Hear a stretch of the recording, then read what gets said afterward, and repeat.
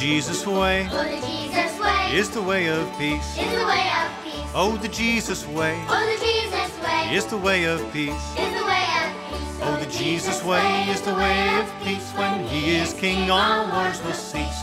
May his peace begin with me. The Great Commission, telling brethren to go out and proclaim the gospel to all lands, was something that the Church of the Brethren took to heart. Hello, I'm Brent Carlson. Welcome to Brethren Voices. The Church of the Brethren missionaries were sent to many countries such as China, India, Ecuador, and Nigeria. Church of the Brethren involvement in India began in 1895, where brethren helped to establish not only congregations, but schools, hospitals, healthcare facilities, and other institutions. Today, we have a special guest, Laura Sewell, who went to India in 1948 and worked for 37 years, returning at the end of 1984 to the United States to stay. Laura, it's wonderful to have you with us on Brethren Voices. I'm glad to be here. We're very glad to have you. Tell us about the work as a ministry of the Church of the Brethren before you went. What did you know about being a missionary in India? Well, I had been through theological school, and of course we had mission studies there. This was Bethany? That was Bethany. In Chicago? It was in Chicago at the time. And besides that, the church had a program in January, every January, on missions. Mm-hmm. And most churches took that and studied the country that they had at that time. So we all knew a little bit about mission work. And did you want to go to India? Was that your first choice? I wanted to go to India. I think I must have been about 11 or 12 years old. I went to our church camp in Camp Stover. And one of the leaders that I remembered so well was Anetta Mao. And I said from that time on, I would like to do the traveling and do the places she would go to. And that's the reason I really wanted to become a missionary. Now, where is that camp? Is that? It's in a central part of Idaho. Oh, okay. So you actually grew up in Idaho? Yes. In a little farming community, as yes. I recall. Tecum, Idaho. Tecum. And there was not a lot there. There was, you said, a school about a mile away? School a little over a mile away, and a church a little further along, and then houses scattered about every mile or so apart. And the closest store was how far? It was about 5 miles. And no paved roads? No paved roads. And you had horse? You had a horse? Yes, I have ridden to that store on my horse and come back with the stuff that we needed. And you also, your family had a car? We had a Model T. Boy, those are the days. So how did you get to be in the Brethren Church? Because you didn't grow up in a church. We lived not too far from where my uncle lived, and my uncle had been there many more years than we had. And because of that, we had to come away from where we had lived before, as it was recession time and depression time. We were losing money. And so we got to this farm, and that's where we lived. And there's a little story I recall about your older sister who was 10 and you as 8, and you got yourself in some trouble. We got ourselves in trouble because we had a new baby brother born, and in the house we didn't have any doctors around, and the doctor had to come from a long way away. And he said we could come out and see the baby. He could tell we were awake in the bedroom. And we came out and saw the baby, and we loved the baby. And it was about, the baby was about 4 or 5 months old maybe, and our mother had left us to watch the baby, and we were eating beans because we ate a lot of beans during the Depression. And we mashed some up and put it in the baby's mouth, and the baby liked it. So we gave some more, and then the baby went into convulsions and was really very, very sick and almost died. And your mom told you something at that point. Yeah, the mother came to us and she said, pray. Well, we had gone to Sunday school once in a great, great while, just to get out of their hair, I think. And we were scared. We didn't know anything about praying, because none of us had ever really gone to church before. So that led you to go to the community church. My mother decided it's time for us to go to church. So we went to the community church, and it just happened to be a Church of the Brethren. And it was Clearwater Church of the Brethren? Clearwater Church of the Brethren. And that was your beginning? That was the beginning. All right. So, and by 11, you decided you wanted to be a missionary? That's right. And that became a lifelong goal? And yes. From that time on, I really stuck to it pretty well. So you went to Bethany Seminary, and then you signed up to go to India. Was there any training that you received before you went? No, there was no training, no place to learn language or anything like that in the States, so we didn't have any training. How did you get to India? I went by boat. There were no trains or planes or anything like that, because the war was just over, and any planes had been war planes, and they were not for passengers. And what kind of a boat did you go on? It was a cargo boat that took 12 passengers. And where did you sail from? San Francisco? No, from New York. And what was the route, and how did it go? We went from New York past the Azores and into the Mediterranean and down the Suez Canal through the Red Sea and over across to the Arabian Sea to India. And you got waylaid along the way? We got waylaid along the way. What happened? The war was going on in Palestine. Israel had not been established as yet, and the Palestinians and the Jewish people were fighting, and we saw bombs and all kinds of things. And they kind of held you up? They held us up for 2 weeks. With the cargo and everything, so yeah. You couldn't unload and you couldn't leave? You couldn't leave. So that first trip, look, how long did it take? It took about 6 weeks. Okay. And then you got to Bombay? Bombay. And then what happened? We met there by the family who lives in Bombay, who was our treasurer, and stayed with them for a couple of days. And then we got on the train and went to Landau. Train doesn't go all the way to Landau because that's in the Himalayan mountains. And we went to the bottom of the hills, and then we had to go by bus partway up the hills. And then the women all rode in what they call dandies up the trails. That's a seat on 2 poles and 4 people carrying you. Really? Mm-hmm. Like a princess or a queen? Well, they did that because we were from the lowlands, and it was 7,000 feet, and they were afraid of altitude sickness. So the first time we all went up in dandies. Wow.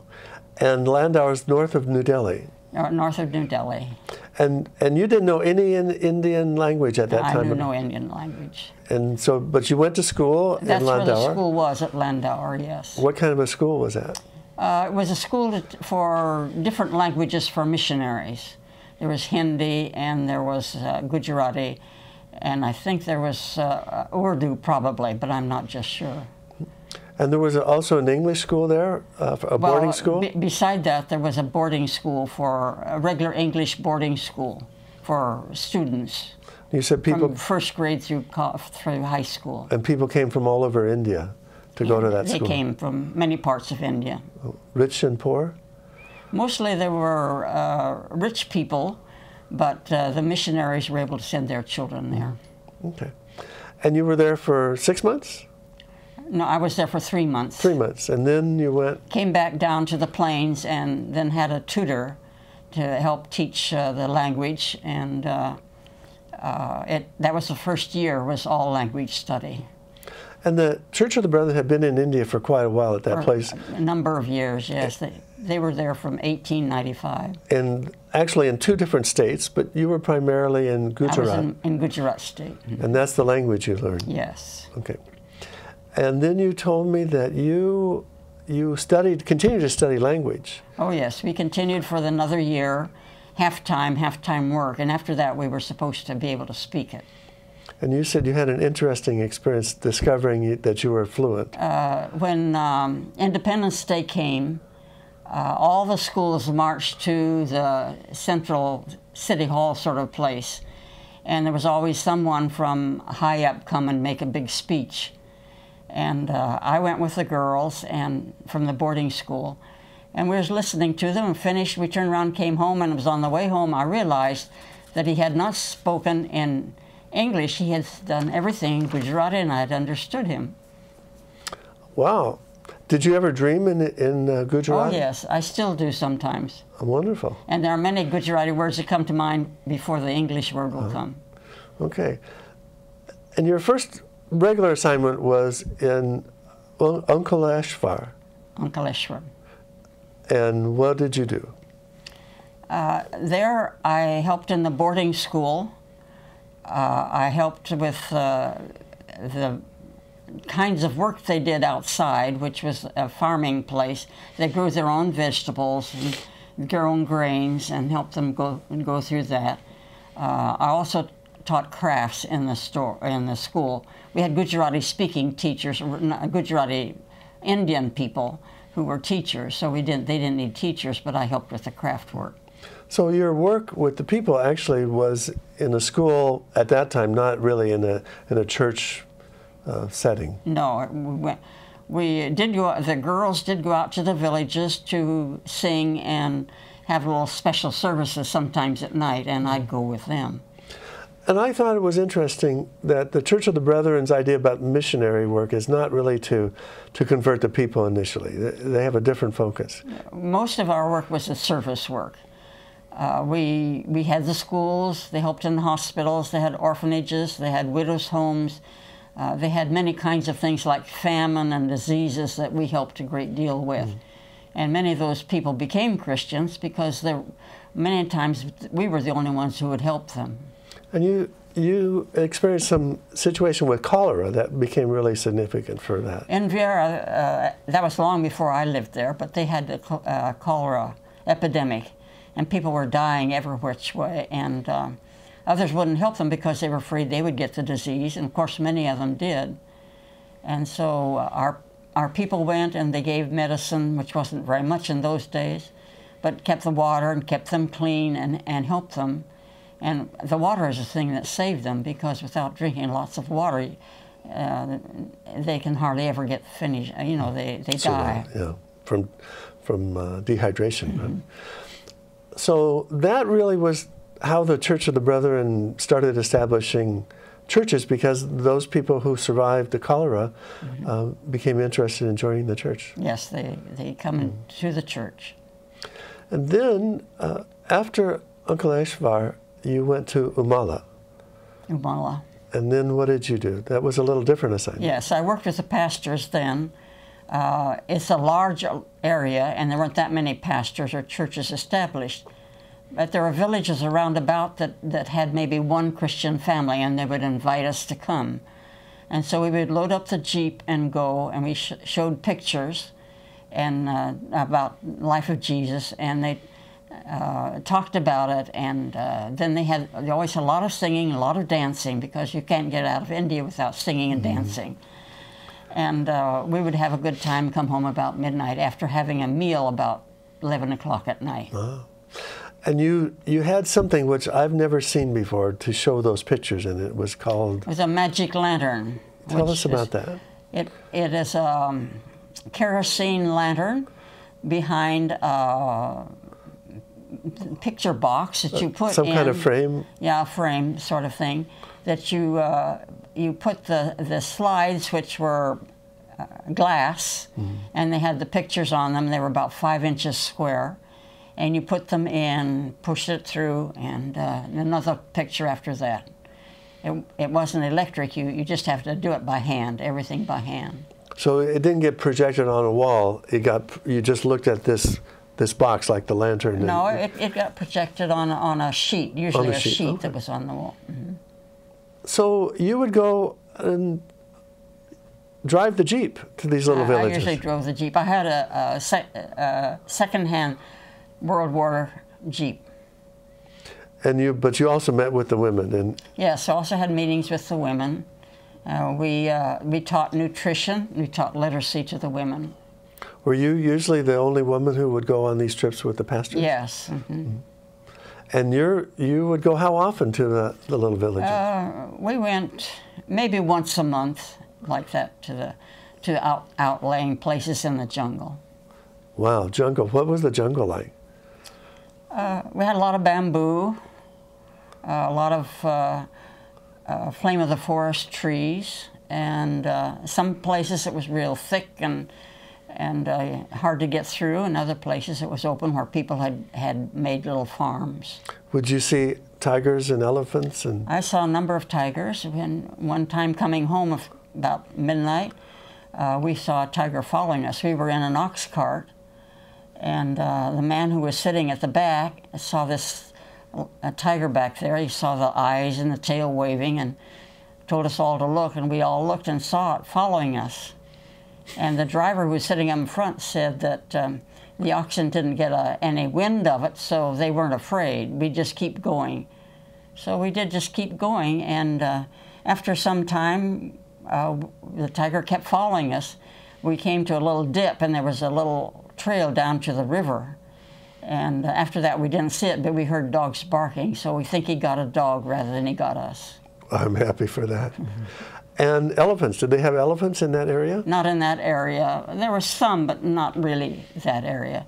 Most of the elephants were a little further south than that. I have ridden on elephants, however. Wow. What was it like to ride on an elephant? Well, out in the jungle with just one or two people with you and see all of the animals was really interesting. We did it from 6 to 8 in the morning, and it was really a wonderful time to be out there. I enjoyed it very much. Laura, we'd like to take a short break and share a message about the New Community Project, which is attempting to save this planet and the people on it. Have you ever considered going on a learning tour? There are some wonderful opportunities coming up. New Community Project is a way of getting up close and personal with our world. Whether on a learning tour to Asia, Africa, the Amazon, Arctic, Central America, or closer to home, the Sustainable Living Homestead in Virginia. New Community Project invites people and communities to think about how we're treating the planet and the people who share it, and the world we're passing on to our children, and what it says about us and the things we value. New Community Project is about creating relationships with our neighbors and the creation around us, and that provide the understanding and sense of community we need to build a better future for our planet and its people. Creating relationships with our neighbors and the creation around us. Check out the website, newcommunityproject.org. The learning tours provide participants with an up-close and personal way to establish relationships with the people whose livelihood is threatened in some way. Here are the learning tours for the coming year. Harrisonburg, Virginia, Ecuador and the headwaters of the Amazon, the Dominican Republic, Denali, Alaska, and Arctic Village, Alaska.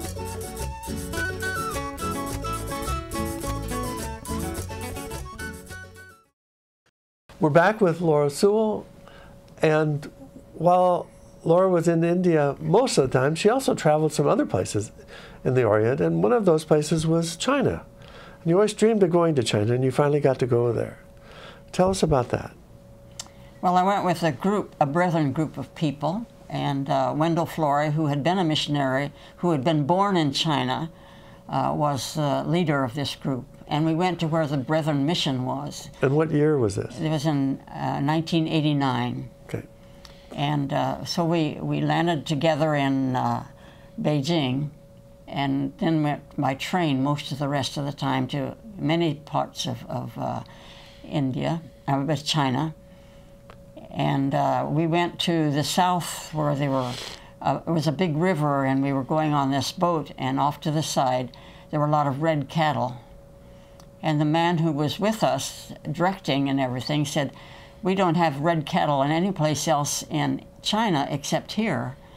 And we said, "Why?" Well, he said, "These came from the Church of the Brethren long years ago, and this is the herd that has been built up from those early cattle that had been given." Do you think that was the Heifer Project? That's what we understand it to be, the Heifer Project. Oh, wonderful. And how was the church in China? Because you were there a little after the Mao Revolution was over and the Red Guard had been dispersed. Were they surviving okay? Yes, they were doing very well. I went to church in Beijing, which had formerly been a Methodist mission.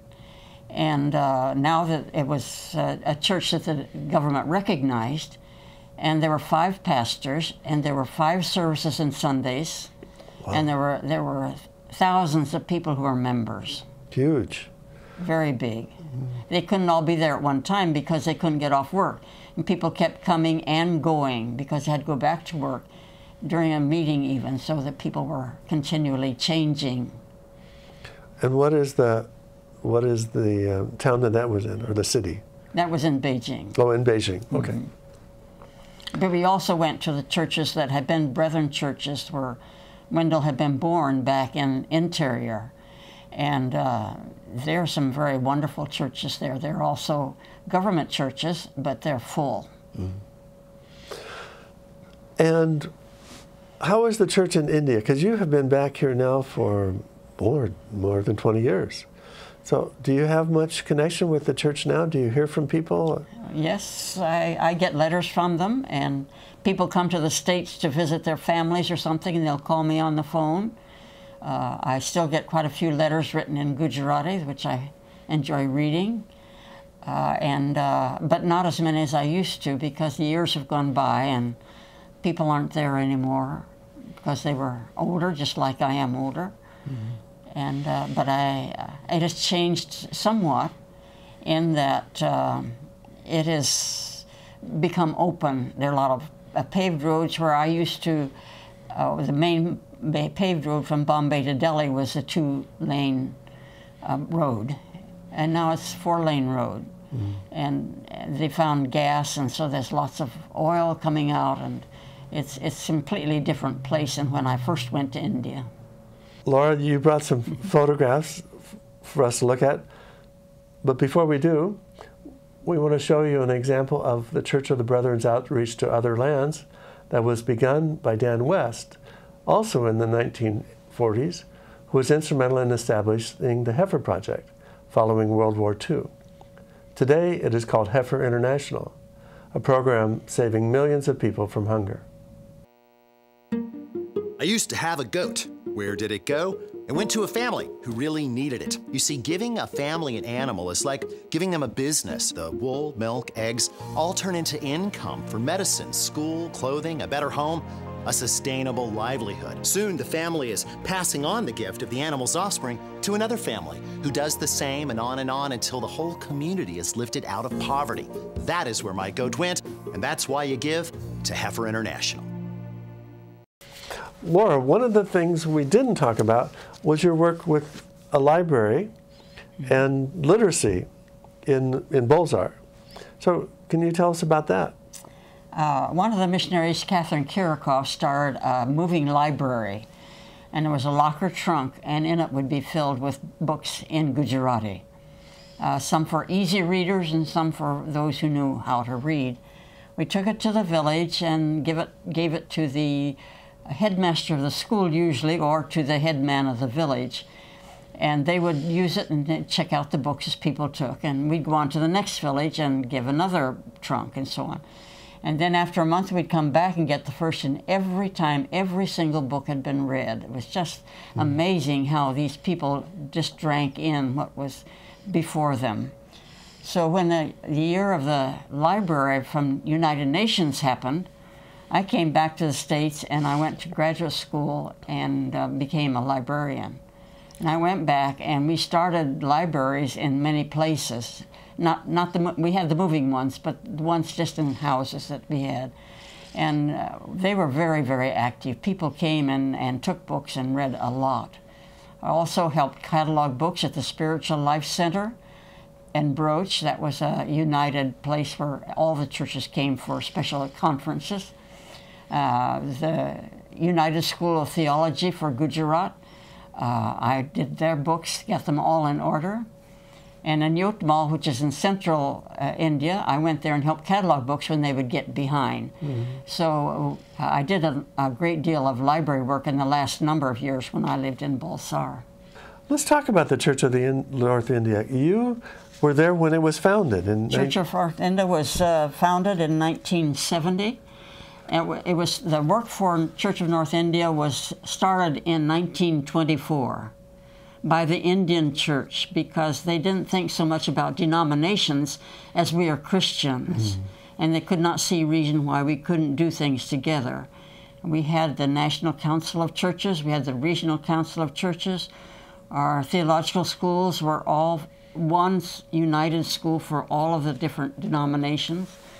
And so that's why they decided that we needed to become a united church. And you were involved in the planning and some of the... I was in some of the planning because they needed someone who spoke English. But I never went alone. I always had Indian women with me when we went to talk to at any of the meetings. And you were on the executive board as it Well, then when it developed. was established, I was. They asked me to be on the literature committee for the Women's Fellowship, which I accepted. I had not been there at their original meeting, but I was there for later. And then when elections time came, they asked me from the Gujarat Diocese to be on the Synod as their member. And that's representing the National Church of North India. That's the National Church of North India. And how big of an area is that cover? That covers everywhere from east to west, which is 2,200 miles, and goes down to south of Bombay. South of Bombay is the Church of South India. Mm. You brought a couple other things that I would like to share with our viewers. One is a Bible. Yes. And it's a Bible in another language. It's Gujarati. In Gujarati. So I just want you to see it. The gold leaf is, what is that? It says Holy Bible? It says Holy Bible. Okay. And maybe we'll just show, because the script looks like Devanagari script. Yes. But the language is Gujarati. Yeah, well, Gujarati is based on the Devanagari script. Well, I believe you're a true pioneer and in the wonderful Brethren service tradition. Thank you so much for all the efforts you've made then and now to help people around the world. Well, thank you very much. Thank you so much. It's a pleasure to have you and listen to some of your stories. And I know you have many more, so Yes. we'll look forward to another time if we can. This is Brent Carlson for Brethren Voices, wishing you peace.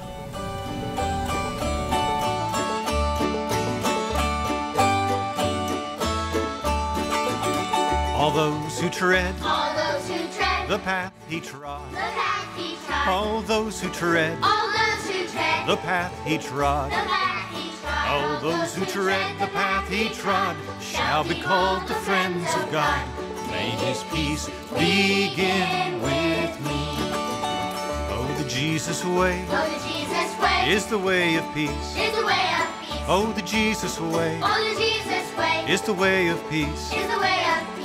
Oh, the Jesus way is the way of peace. When he is king, all wars will cease. May his peace begin with